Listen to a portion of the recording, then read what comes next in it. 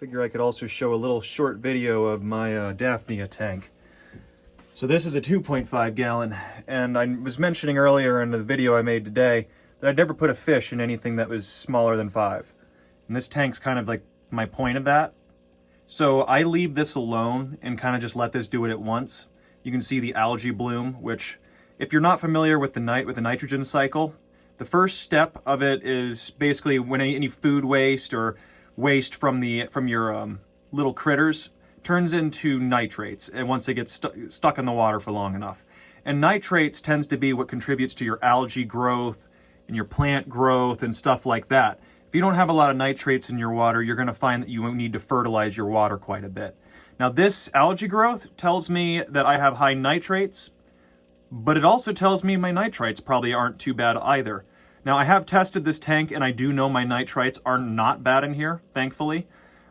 Because this is being such a small tank, the smaller the tank you have, the harder it is to keep your conditions stable. Now you can notice all of these little daphnia swimming around in there.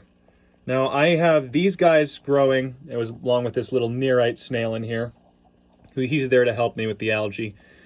But I've got probably about 150 of these little guys in there now, and I just started with a little tiny cup of maybe 25 of them, and they have bloomed really well.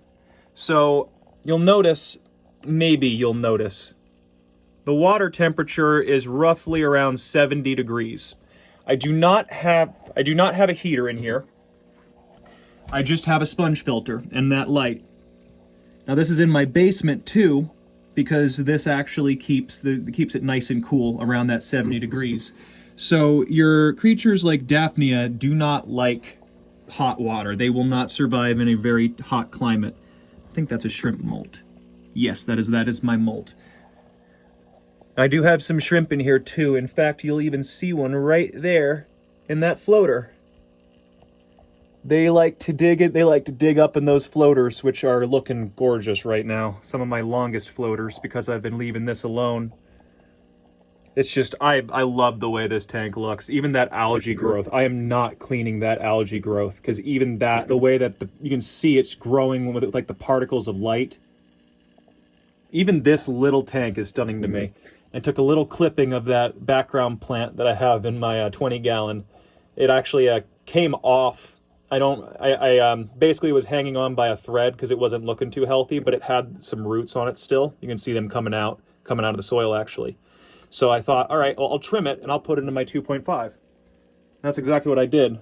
Right there is a little shrimp there eating some of that algae on the glass. But honestly, like, if I could, I would love to have this tank upstairs too, but I don't want to spend the money on a chiller, because a good chiller is going to cost you a couple $100. Which, fun fact, if you ever wanted an axolotl, that's what you're going to be investing in. You're going to need at least, I think it was, see, I thought axolotls needed like a 60 gallon, but the people I talked to said if you have one, you actually want like a 30 to 40, because they don't, like, they'll get lost. Like, they have a hard time finding food. And you just want them to have their size tank. I don't know anything about axolotls. I never really had an interest in getting one. In fact, the reason why I started doing the aquarium hobby was actually to get a cuttlefish. It was originally going to be seawater, and I wanted to learn freshwater first. But now I'm sucked into freshwater, and I don't think I'm ever leaving. I might get an Oscar at some point after, like, if I can get a 120 gallon or maybe even more. Like, you know what? I don't need an Oscar. Why not get a parrot cichlid instead? And give them a nice 80 gallon. They don't even need an 80 gallon. They can just deal with a 50 or 60. But I don't know. I like spoiling my fish. I'd probably get a parrot cichlid in an 80 gallon. They look so pretty, and they're goofy looking guys, and ever since I've started getting into the carnivorous fish from bettas, I just can't help it. Like, I love all these guys, just the personality that fish can have. These little water fleas are honestly pretty cute though. They're pretty mesmerizing watching them. They have, as you can see, little like, I don't even know what you would call them, but they're like little antennae that they float around using them. and they'll actually collect food in those. They're little filter feeders.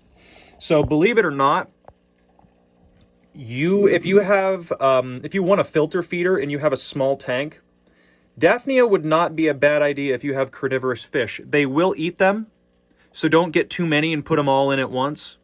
But they will filter feed. I can't, like, I know I said bettas just then, but I wouldn't really necessarily recommend them in a tank that you have for a betta, because like I said, they don't like hot water, and I tend to keep my betta tanks around 80 to 81 degrees. Now, I didn't normally used to do that, but I found out that their immune systems tend to work better on the higher temperatures. And especially since I like making bettas, or like doing like hospital habitats for bettas, it's definitely been a thing where it's more beneficial to have it hotter.